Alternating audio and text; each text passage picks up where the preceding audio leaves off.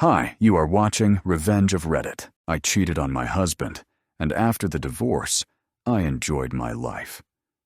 But now, seeing him married and with a daughter, I regret everything. I never thought I would write something like this, but I do it in the hope that someone in the same situation I was in can avoid making the same mistakes. I'm not looking for excuses or for anyone to justify me. I know what I did was wrong, and that I lost the most valuable thing I had for a stupid decision. My story begins when I met Santiago at school.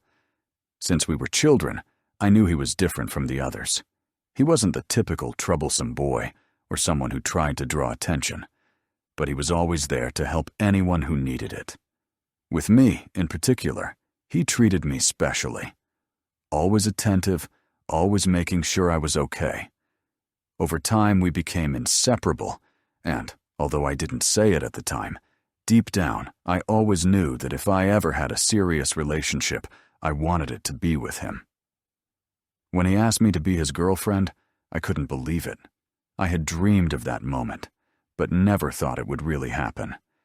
I said yes without thinking twice, and it was like living in a fairy tale. During high school, everyone saw us as the perfect couple. They envied our relationship, and I felt lucky. Time passed, and we stayed together in college. While many of our friends ended their relationships and went through love dramas, we stayed strong. Santiago was always a reliable, stable man, someone I could lean on without fear. In my eyes, he was the ideal man, and when he proposed to me after graduation, I didn't hesitate to accept. I felt it was what I had to do. We married shortly after turning 22, and for a time, everything was perfect. We had our own apartment, stable jobs, and the life any couple would wish for. At that moment, I thought I had made it, that I had everything I needed to be happy. But only a year later, something changed. It was after a conversation with my friends that I realized my life was no longer the same, and while they talked about parties, spontaneous trips, and new experiences, I could only talk about my house, about what I had cooked that week, how I had organized the apartment, or how my job was. It's not that Santiago forced me to anything. He never imposed a role on me or made me feel trapped. But the reality was that, without realizing it, I had become one of those women who only lived for her husband. My friends began to point out the differences, and the first one, the one who had never married, always called us boring. She mocked that now our conversations revolved around responsibilities, while she still lived unattached, enjoying the freedom to go out with whoever she wanted.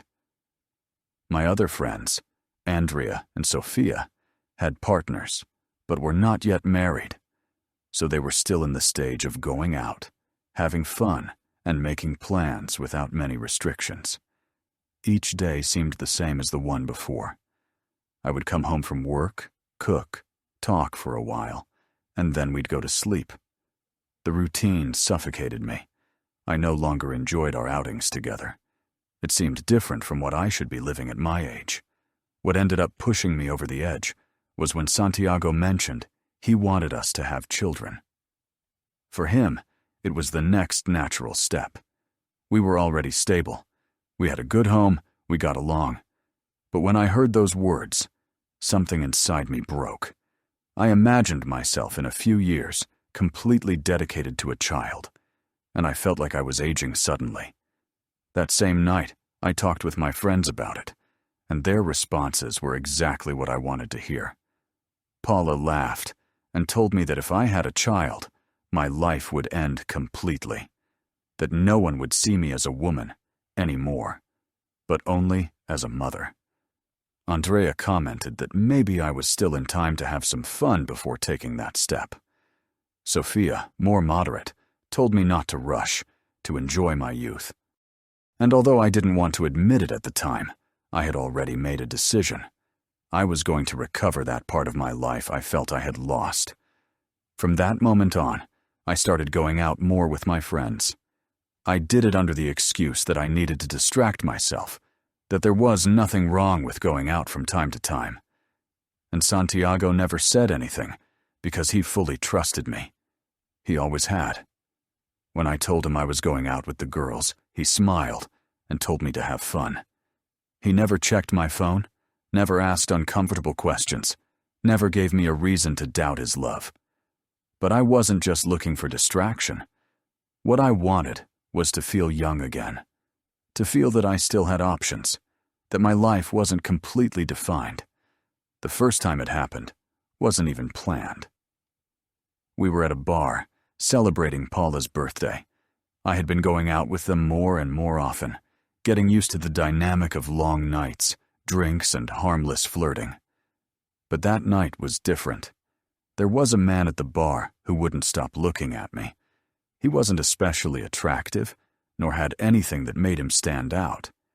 But what he did have was something I hadn't felt in a long time: interest in me as a woman, not as a wife, not as a future mother, but as someone desirable.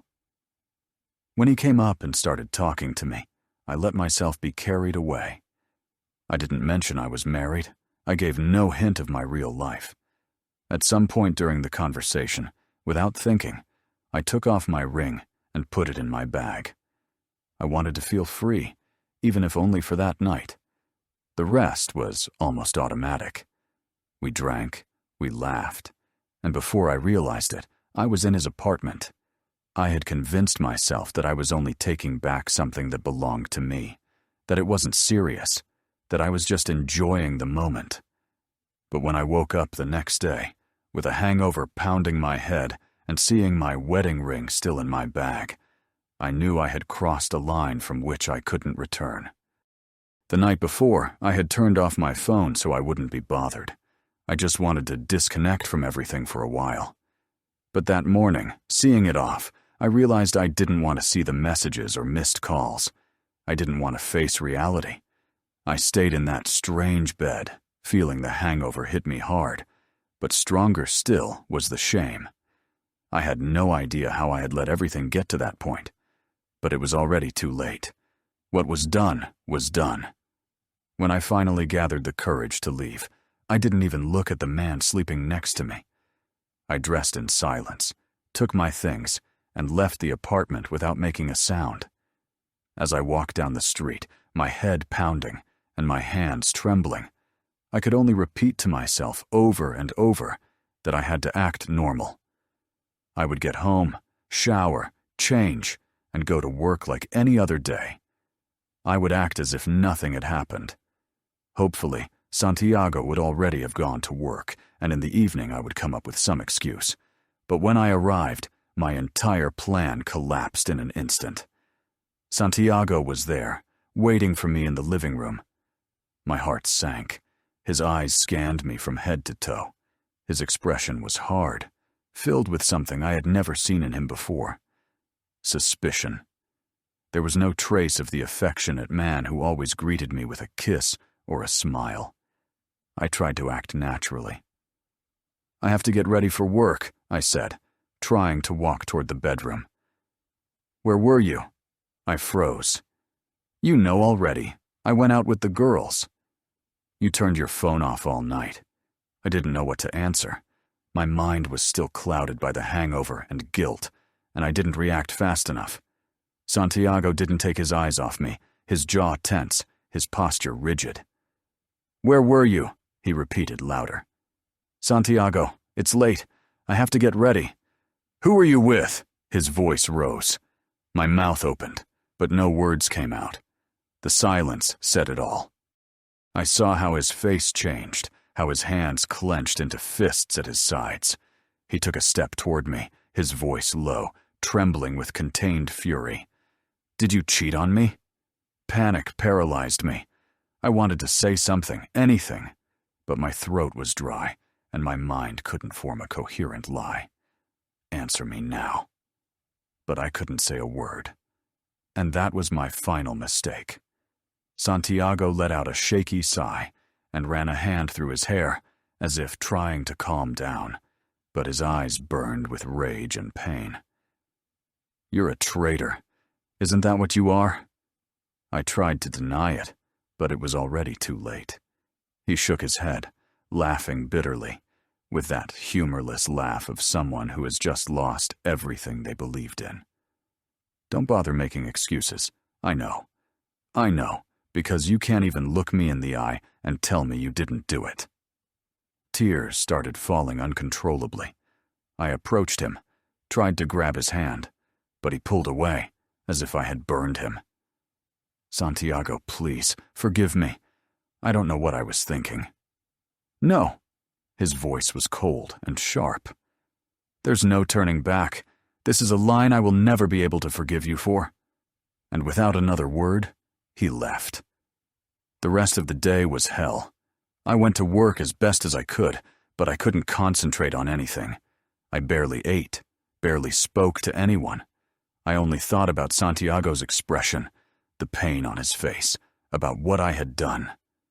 The following nights were even worse. Santiago never again slept in the bedroom.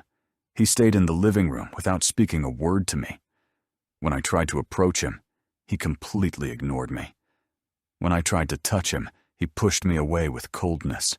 After days of silence and unbearable emptiness, a week later, I received divorce papers at my job.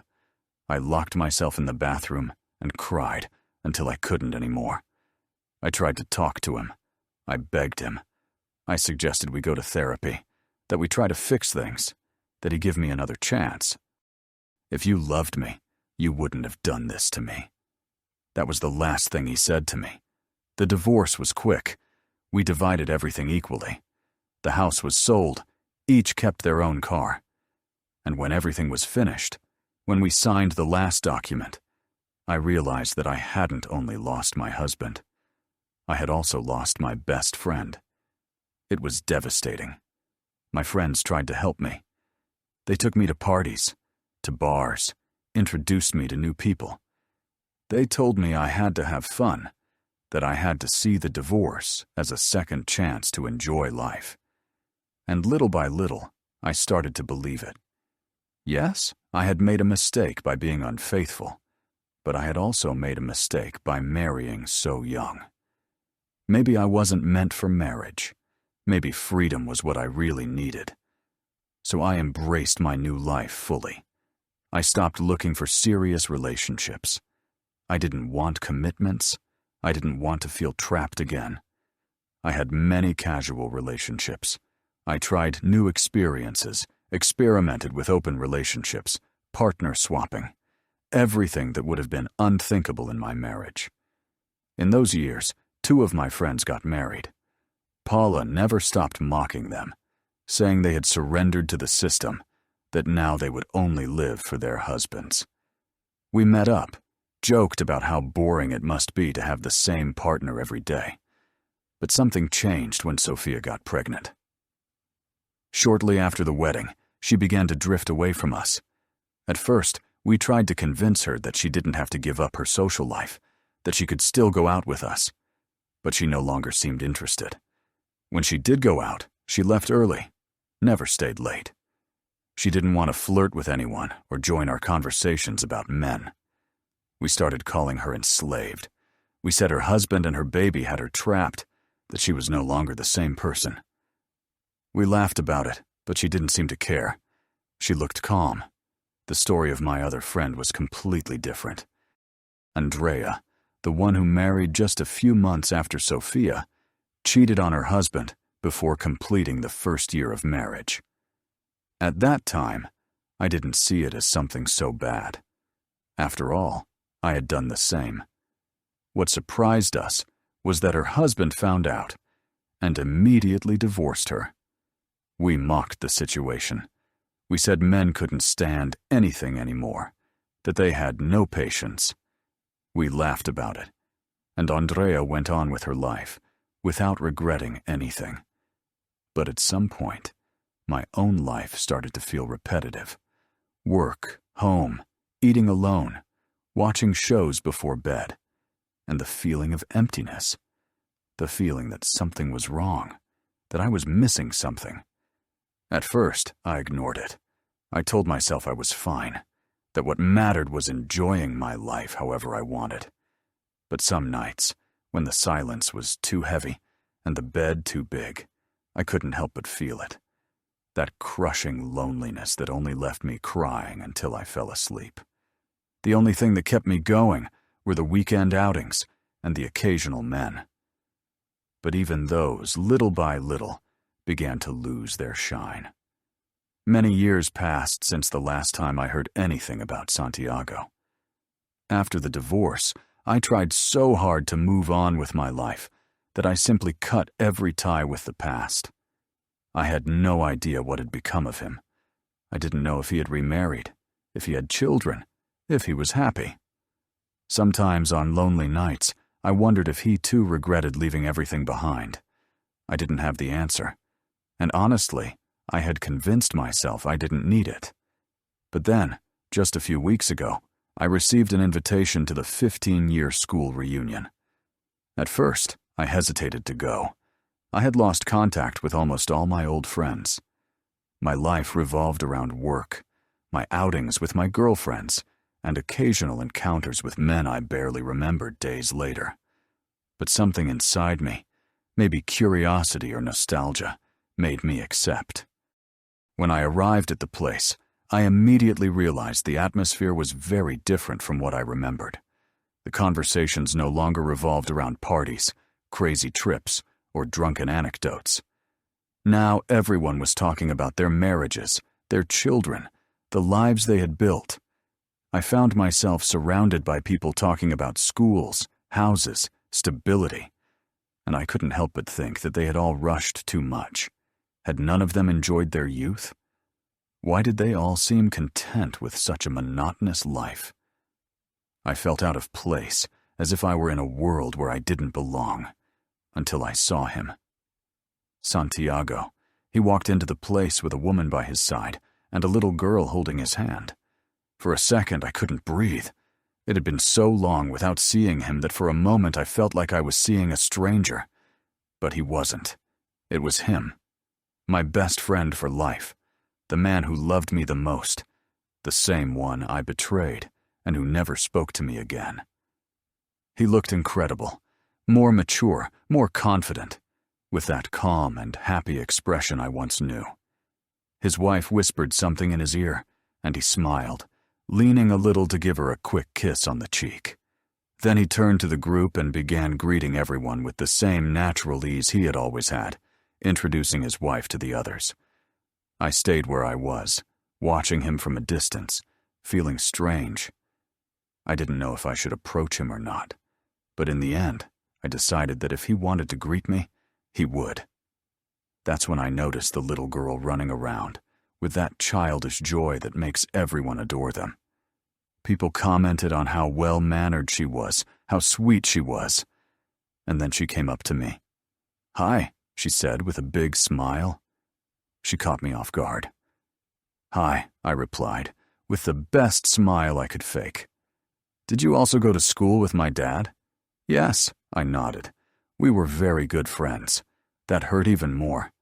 "That's so cool," she said, excited. "You know what? In 2 weeks, my parents are taking me to Disney because I got very good grades." I didn't know what to say. The little girl was proud, happy.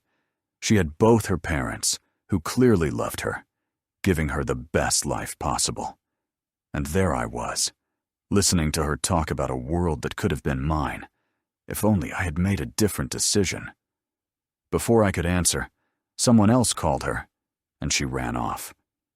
Shortly after, Santiago and his wife approached the group where I was. My heart sped up. I didn't know what to expect. Would he ignore me? Act as if he didn't know me? But no. He looked at me briefly, with the same polite and distant expression he had with everyone else. "I hope everything is going well for you," he said neutrally. "Yes," I murmured, unable to say anything more. His wife gave me a polite smile. Santiago simply introduced me with a casual gesture before I could try to say anything else. He said they had plans to go to the movies and had only stopped by to greet everyone. I watched him leave, holding his wife's hand, with his daughter running ahead of them. I was paralyzed. And there, In the middle of all those people with their seemingly perfect lives, I felt something inside me break. A sense of injustice took hold of me. That life should have been mine. I should have been the woman at his side. I should have been the mother of his daughter. But at the same time, I knew the truth. I had that opportunity, and I wasted it.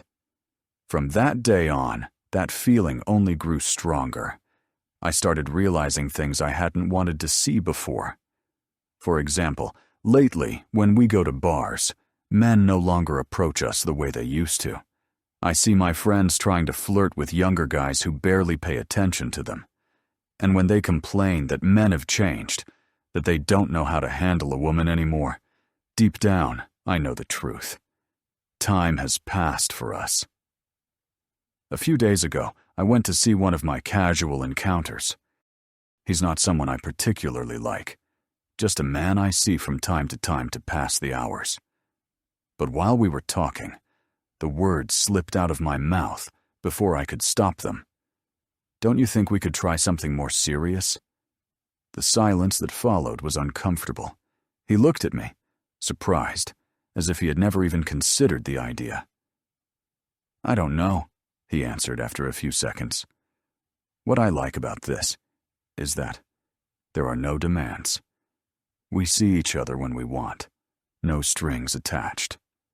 In that moment, I knew I had made a mistake. We talked a little more, but his discomfort was obvious. Yesterday, I received a message from him saying it was better if we stopped seeing each other, that things were getting too complicated. And now, here I am, sitting in front of my computer after a long day at work, alone, writing this without expecting anything. I don't want advice. I don't want support. I don't want criticism.